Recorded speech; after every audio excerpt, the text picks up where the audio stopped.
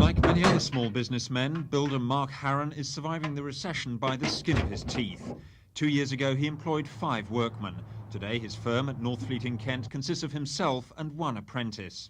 I'm hoping we can sort of bear the brunt of what we're taking, and hopefully we are going through the worst of it, but who can tell the future? Not only small companies have been affected. One of Kent's biggest manufacturers is Wallace & Tiernan, based in Tonbridge, which makes equipment for the water industry. The firm anticipated the recession and slimmed down, but the managing director says not all firms could have taken similar steps. I believe that some could have, but it's difficult because the markets we serve tend to throw up more pointers in that field. And a businessman has got to be an optimist. So I guess some hang on a bit too long, and then of course the cash flow disappears, and that's the writing on the wall.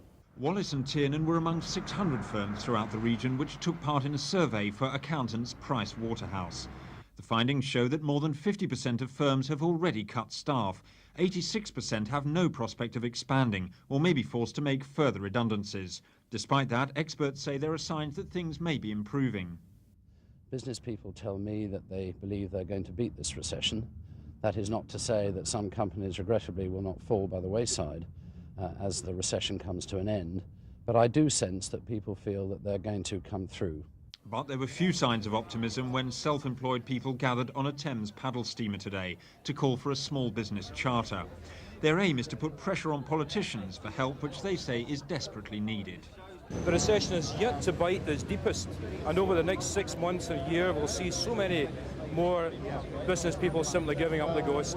Without help from the government, they say many firms simply won't survive to see the promised end of the recession.